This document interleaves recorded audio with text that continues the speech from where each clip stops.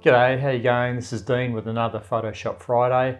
Now, last week I showed you how to record an action, how to play that action back over some images or over a folder of images. Today I want to dive into Photoshop and I want to show you 6 more things that you really need to know about actions. Now, I'll quickly run through those 6 things now. I'll tell you what they are and then I'll jump into Photoshop and I'll go through each one in a bit more detail. Now, number 1 is what we call a conditional action.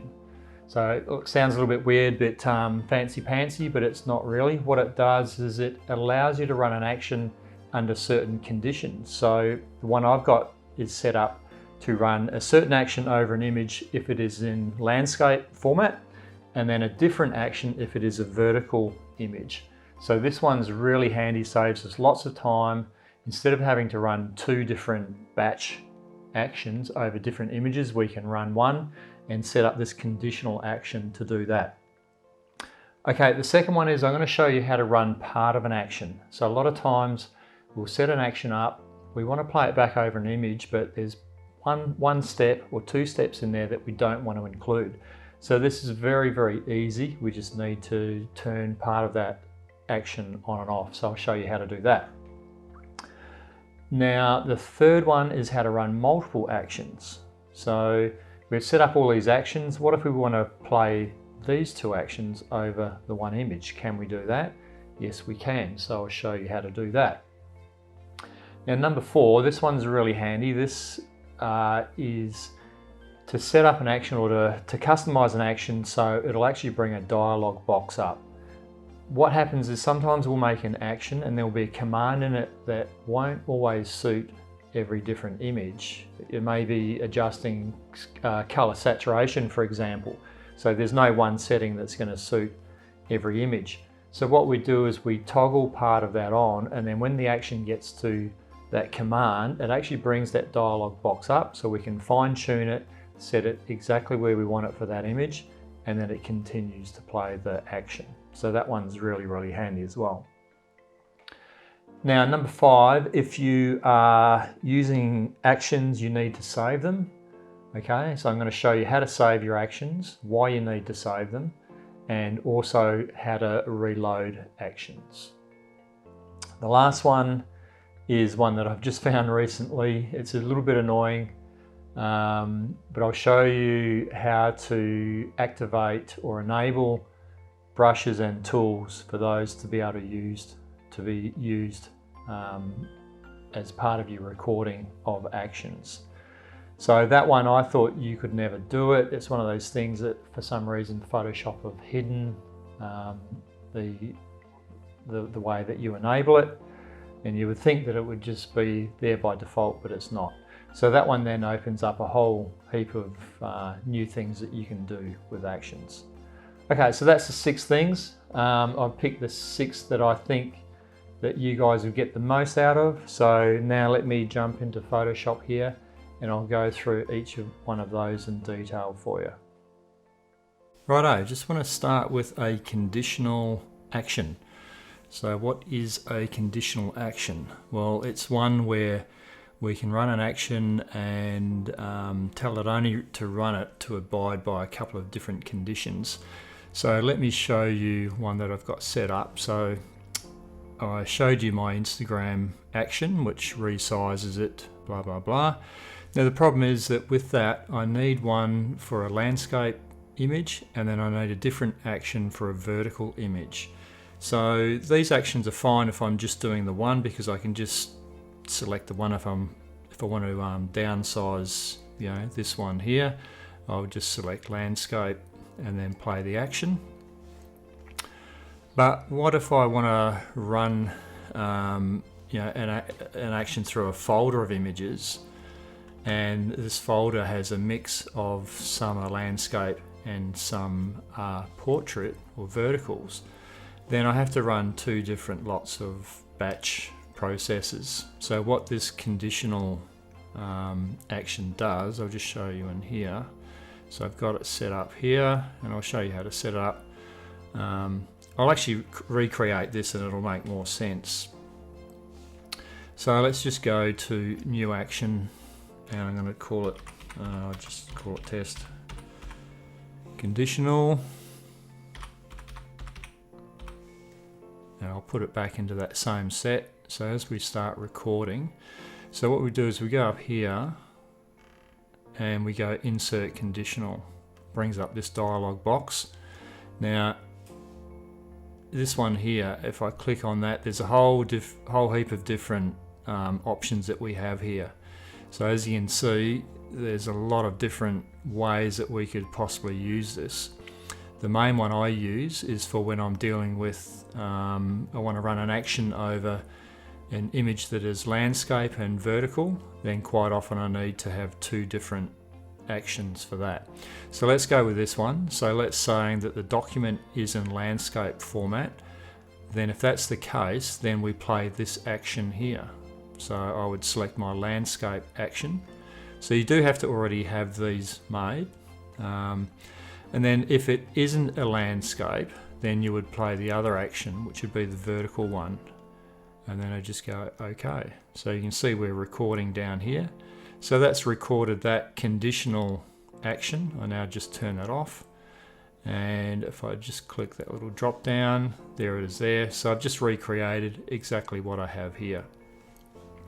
Now this can also be part of an action. It doesn't have to only be this. So you could create an action that does a whole heap of different commands, and then right at the end you may have one thing, you may be putting your logo into it. So then right at the end, the placement of your logo is going to be different on a landscape version to a vertical version. So then you would run that bit right at the conditional part right at the end. So really, really handy, really helpful if you want to run a batch over a whole heap of different images where you would normally have to run two different actions. So there you go, that's our first one. That is a conditional action. Let me just get rid of that. Okay, now the next one I want to show you is this little red tick box. You may notice here that I've got this action and it's got a red tick next to it, and you go, well, what does that mean? So what it is, let me just open that up. So what it means is that one part of the action has been turned off. So if I turn all the different steps back on, then you can see that it's gone back to white. So the thing with an action is, like this one here, I've got 3 different steps in it. And I may want to run this action, but I don't want to play certain parts or certain steps of the action. So this is a tick box over here. These are all ticked, so it's telling me that it's going to play all of them. Let's say I wanted to run this action, but I don't want to resize this last bit. What does that do? So that brings it down to 1200 pixels. So I just want to run these 2. These are little contrast actions that I've made. So let's say I want to run this action over an image or over a batch of images, and I want to run these 2 but not the third one then, so I simply turn that off. Okay, so now it will run these 2 and not the third one. So that's a great way of creating, you may have an action that has lots of steps in it and you want to use it, but you don't want to use every single step. So you can turn off one of those commands, and when you do that, it tells you here, and it's like a little warning saying, hey, this is red, so it's gone red because you're not going to play every single step within that action. Okay, so that's the little red box. Let me just close that one. Now let's say you want to run multiple actions. So we've made all these actions, and you want to create an action that includes some stuff that you've already made. So you can do that. So I'll show you how to do that. I'll just close these down. So we just go back to create a new action, and let me just call this, I'll use some contrast ones that I've got made. So contrast action, you can call it whatever you want. We won't put it in the Instagram one, we'll put it in Dean's Actions. Okay, so I'll hit record. Now you can record something new, you don't have to just play back other actions. So you could record a couple of things if you want to record, and then if there is an action you've already got made that you want to play, you just find it. So we just go up here. So This one here, this unsharp mask action just creates a little bit of contrast. So I just pick that one and then hit the play button. Okay, and you'll see this is the one that I'm making here. This is one we're recording, so it's played that action. And then I'll pick another one, contrast 2 points. So that's another contrast one. So I select that and I hit this little play button and you'll see it record again down here. So that's recorded those two actions. So once I'm happy, once I've finished, I just hit the stop button here. Okay. So now we've got an action. This action here is going to play these two other actions. So if I select that, and I'll just play it across these two images. Let's go back to our history. So you can see the contrast changing in that image. So there's where I've opened, and then there's where I've added the contrast to it. So that's a really neat way of combining actions that you've already made into one action. The next one I want to show you is how to bring up a dialog box. So a lot of times we'll make an action, but what happens is one command of the action, we might need a different value for different images, so it's not always constant. So you might just guess at a value, but you can actually turn on a command to bring that part of the action up. Let me show you one, like an example where you would use this.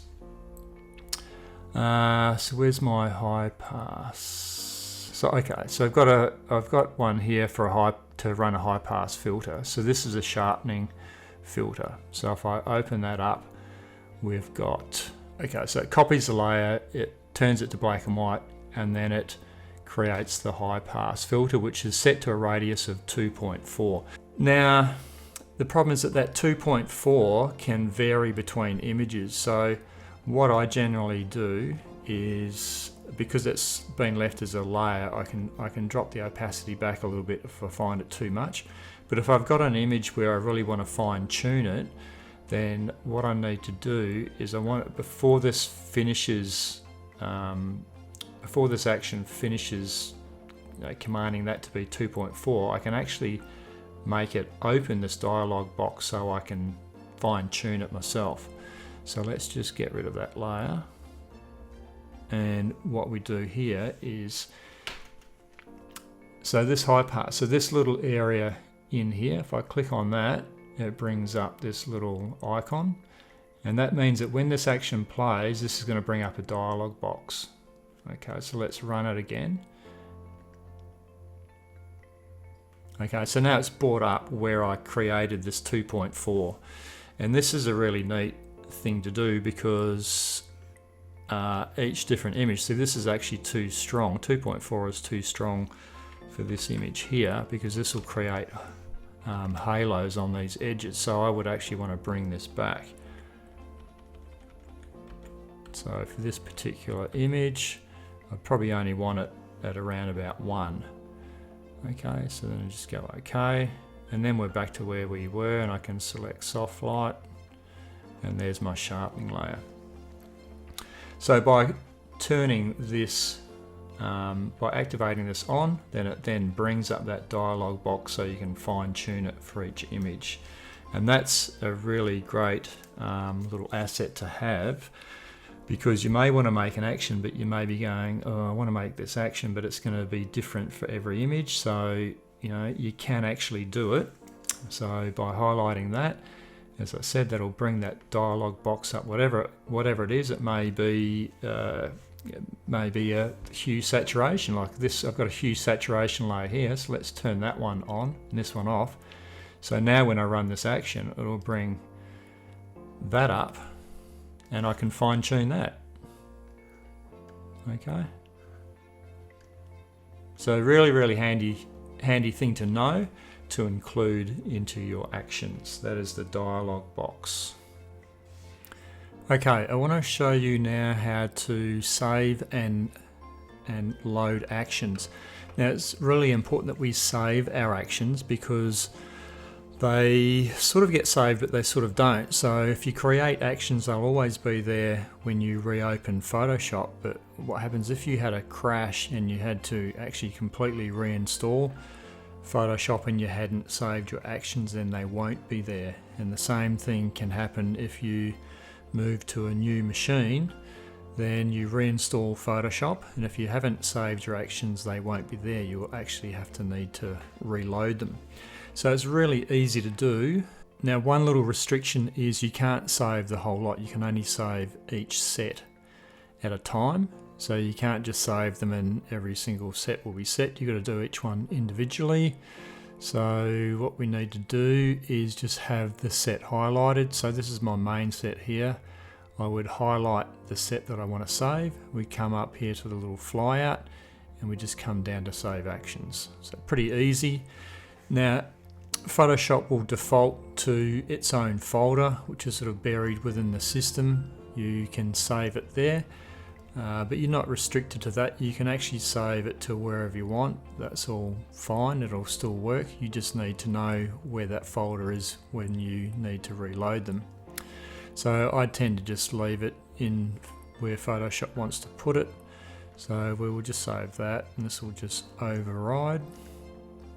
Now the other thing is you want to periodically save them or resave your folders, because as you add new actions into here, they will need to be resaved as well. Okay, so that's a really quick, easy thing of just saving your actions. Don't forget to do it, and remember you've got to do it for each set.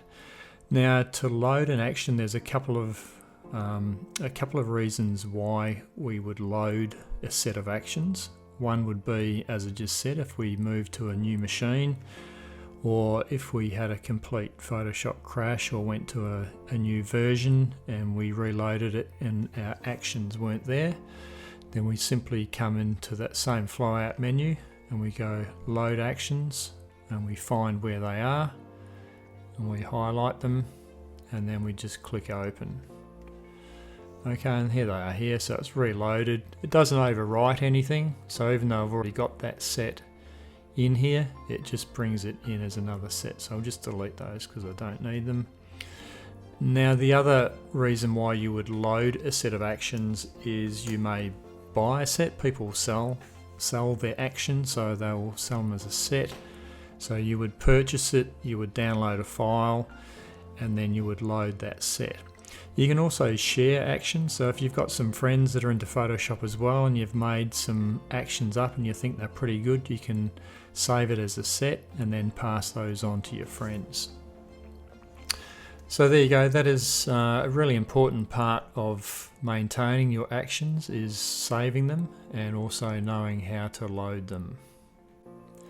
Okay, the last thing I want to show you is how to allow Photoshop to use the stamp tool or the clone tool or a brush stroke into an action, because for a long time I didn't think that it could do this, because every time I recorded it, it wouldn't record it, so I just thought, oh well, it can't do it. But it actually can. We need to go up here to our flyout menu and we need to have this ticked, allow tool recording.